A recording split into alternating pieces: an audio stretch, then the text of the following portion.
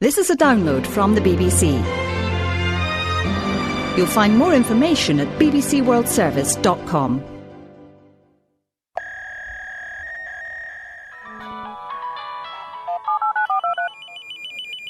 Signals stream through the Earth's atmosphere and beyond it. Every second, bits and bytes, the ones and zeros of modern digital communications span the globe. And out of the machines that translate them for us comes a babel of language. Bonjour. Le Tschad vient Mord an einer Freiberger Rentnerin soll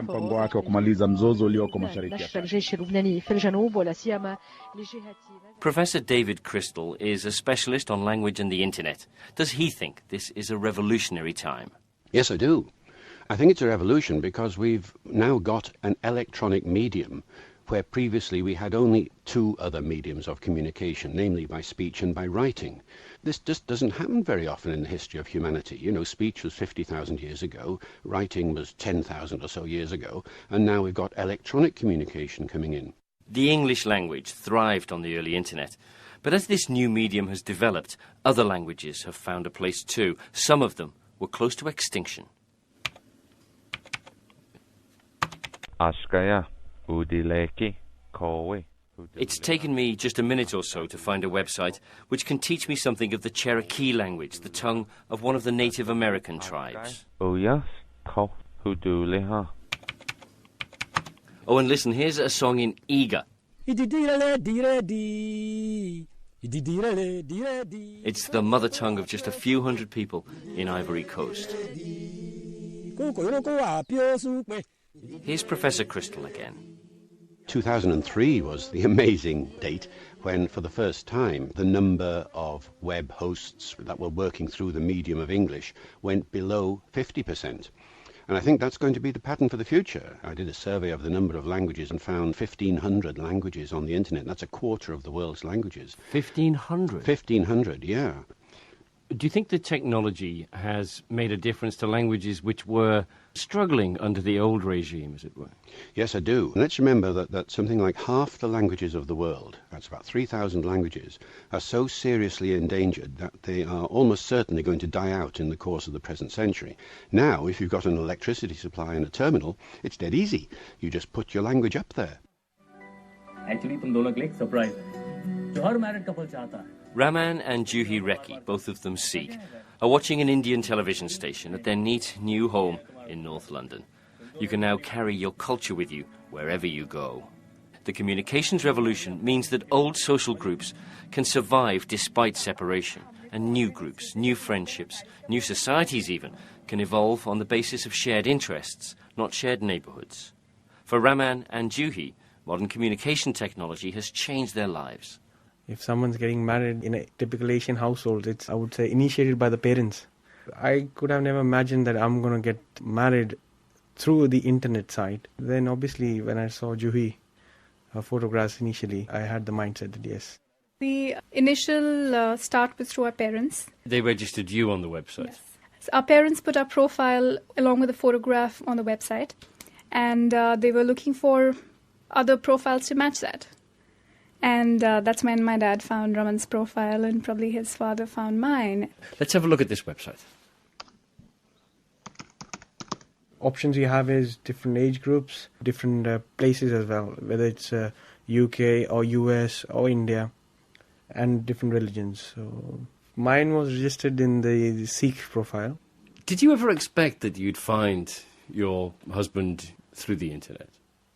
I did not expect something like this initially through my studying days. But eventually, when I started working, I realized that this is the way a lot of people do proceed if they do not get a Prince Charming who comes in a white horse and picks them up and goes. So I figured out that's the way to follow. You were saying that in your culture it's quite normal for parents to meet and to arrange a marriage. Do you think the internet is a natural tool for them? It is one of the natural tools now. We wouldn't have never met through a matchmaker because it would have been restricted to that local area. Yeah. And here we've met across countries. Thank you both very much, and congratulations on your recent wedding. Thank you. Thank you. So the revolution in communications can bring couples together and allow families that are separated to keep in touch. Parents travelling away from home can see their children via webcams and read them bedtime stories over the internet. In fact, now they don't even need to read the stories themselves. Natasha, could we have the fly just a little bit more schoolboy? Yes. Yeah. A bit more timid. Bit more timid. Okay. Will you walk into my parlour? Said the spider to the fly. A mother or father tired of reading bedtime stories can log on to an internet site called Story Nori and get Natasha, an actress in London, to see their children off to sleep. And I have many curious things to show you when you are there. It's called a podcast, downloaded from the internet. It's a self-contained radio broadcast that you can listen to whenever you want. Well, who goes up your winding stair can ne'er come down again. I'm in a basement in West London with Natasha Lewis, the voice of the podcast, and Bertie the Frog, Hugh Fraser. Hugh, what are you doing?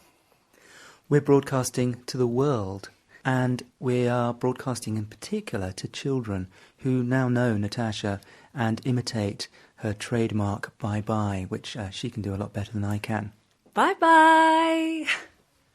We're reading out-of-copyright stories, mainly from the 19th century, and these are the classics like The Three Little Pigs, Goldilocks, and some poems.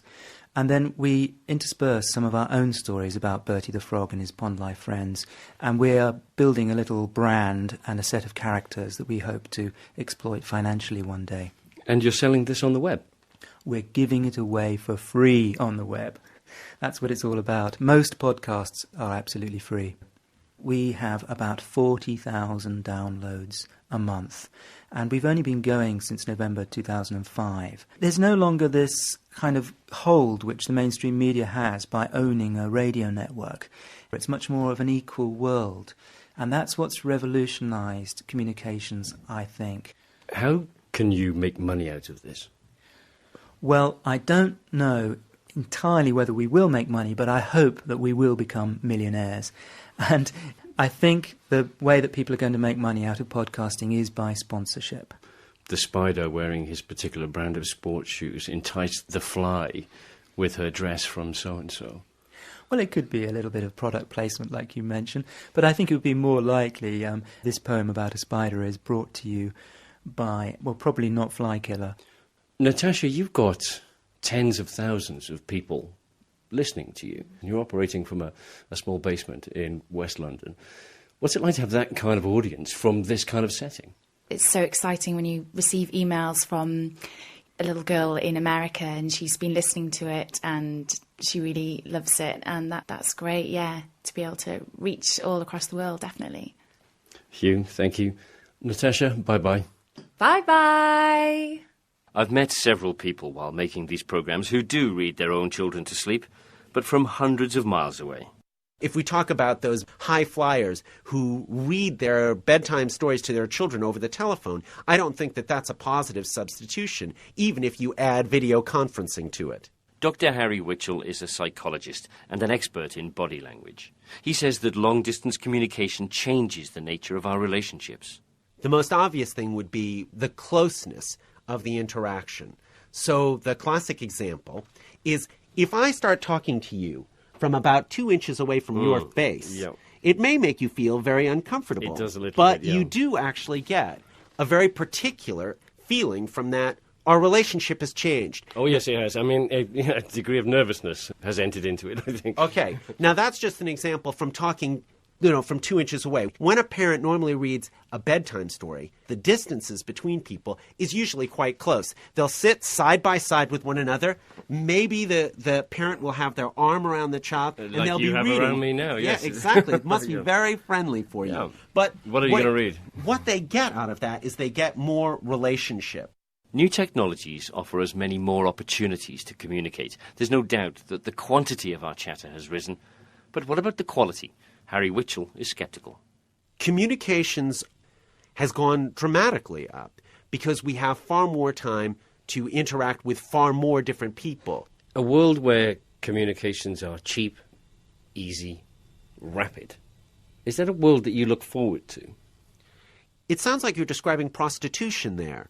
Definitely cheap, easy, and rapid has some advantages, but if the opportunities to have cheap interactions with people means that the family falls apart. Because why stay in the same continent as your family when you could just as easily communicate with them over the phone? In fact, why even stay at the same dinner table with them when you can interact with them over your mobile phone, watching your own TV set in your own room?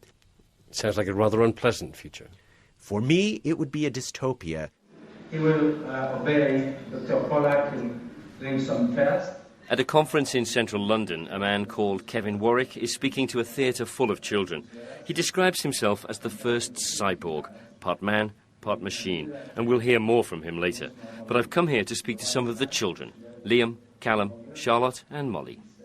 How do you communicate with your friends? Like loads of ways. There's texting, MSN. I'd phone my friends as well. And what's MSN?